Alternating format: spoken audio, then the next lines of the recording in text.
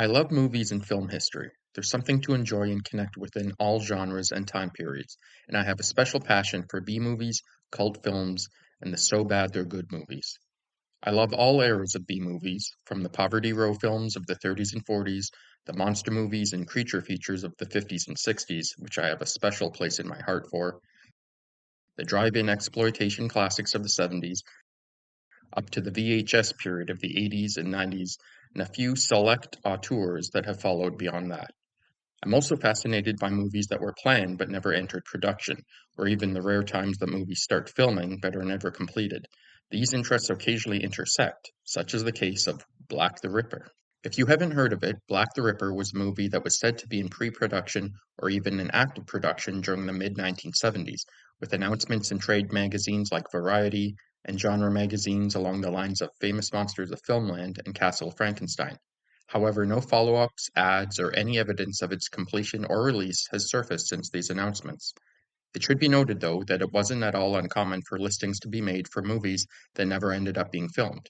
For example, here's a couple of notifications from Variety for Ed Wood and Bela Lugosi's film The Vampire's Tomb, stating that it was scheduled to start or even had started filming, though in actuality the project never came to fruition.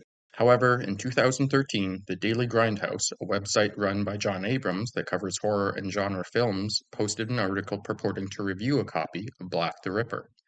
It starts by mentioning the listings in Variety covering the film's imminent production, which appeared from 1974 to 1976, and the lack of any theatrical release after. It then goes on to say that a file had recently been uploaded to a torrenting site from which the article's author was able to download and watch the movie.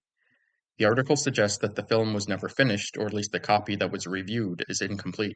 It apparently lacks ending credits, and the opening credits cut off partway through. Plot developments and scenes seem to be missing, with some things moving forward without any connection. The total runtime came to about 57 minutes. The article recaps the plot and events of the movie as they stand. After a catchy, jazzy opening song, we open on a martial arts studio run by our lead character, Mike, played by Hugh Van Putten. He gets a call informing him that his sister has been killed. Outraged, he blames a pimp named Sideback that his sister used to hang around with and sets about investigating her death. He finds Sideback and confronts him, which leads to a street brawl, and both Mike and Sideback are arrested. While both are in custody, another murder occurs.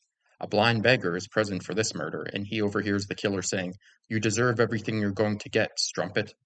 Both men are released, and now Sideback has an alibi for the killings, having been under arrest during the last slaying.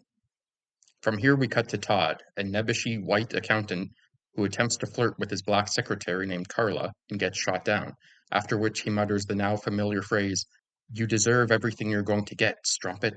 This is followed by Todd having a dream of being Jack the Ripper in Victorian London, which explains this screenshot of a character in period costume. In a bit of a jump after some apparently missing scenes, we learn that Carla is Mike's girlfriend, and she has called the police to inform them that she believes Todd is responsible for the killings, and they agree to help keep an eye on him. Mike is staying at Carla's place, and while he is out to get food, Todd breaks in, kills Carla's roommate, then goes after her. Mike comes back and fights Todd, ending the confrontation by throwing him off a balcony to his death. Mike and Carla have a comforting embrace, and the movie ends.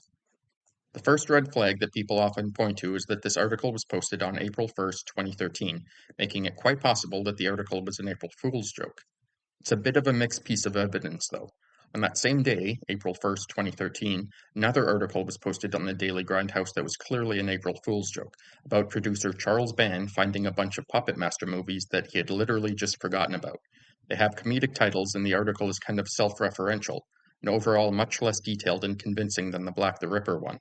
Also, the site is posted on April 1st in subsequent years, and these articles are very straightforward and authentic, with no attempt at deception or an April Fool's joke. I also kept looking at the usernames mentioned as being on the torrenting site to see if they were some sort of pun or tongue-in-cheek indicator that might hint at it being an April Fool's joke, but there was nothing that came to mind, unless I missed something. Back to details within the article itself, one of the first things I noticed was the pictures presented as screen grabs from the movie vary wildly in quality, some looking clearer, others looking like they're from TV, and others clearly from a VHS. Though in fairness, the article does mention that the print seemed to be cobbled together from different sources. The people at the Lost Media Wiki had done some sleuthing and found the origin of some of the pictures featured in the article. They found that one was from an episode of Sanford and Son. This one actually is Hugh Van Putten in martial arts gear from a guest appearance, and two others were from fellow blaxploitation films Top of the Heap and Quadroon. The three remaining ones, the VHS quality ones, two of which I do believe also feature Hugh Van Putten, still hadn't been identified. I also couldn't find the origin of them in the course of my research, and they don't seem to match anything else in his filmography. So maybe it's not him. Black the Ripper has all the hallmarks of a blaxploitation film, from the funky theme song, the main characters being into martial arts, the white villain keeping the black characters down, and the focus on cleaning up street crime. It's also the little touches that capture quirks of low-budget filmmaking at the time. The apparent misspelling of Marva Farmer's name, the use of a slightly different credited name for writer Michael Finn, and once again the slapdash, incomplete nature of the print. It was clear that at very least, if the article was about a fake movie, the writer knew all about drive-in and exploitation movies of the time, along with their tropes and peculiarities. I'll link the article in the description of the video. It's still well worth a read to genre B-movie fans. Also, I might be looking too deep into it, but another Jack the Ripper film connection from the era came to mind as I was reading the article. In 1974, a kind of slasher western was released called A Knife for the Ladies, about a knife-wielding killer in an Old West town. Sometime after, possibly for its initial home release on VHS, an edited-down version was made called Jack the Ripper Goes West that had a short runtime of about 55 minutes. I wondered if Black the Ripper, being itself a shortened 50-odd minute version of a Jack the Ripper themed movie, may have been a nod to this, but that would be a very deep cut reference if it was, and that's just pure speculation on my part. Attempting to search for the same digital copy of the film that was reviewed in the article didn't produce anything. The write-up mentions that it came from a gray market torrenting site and had several dozen people download it at the time it was posted. It can't be found on the Internet Archive, Dailymotion, YouTube, or even attempting to sail the high seas.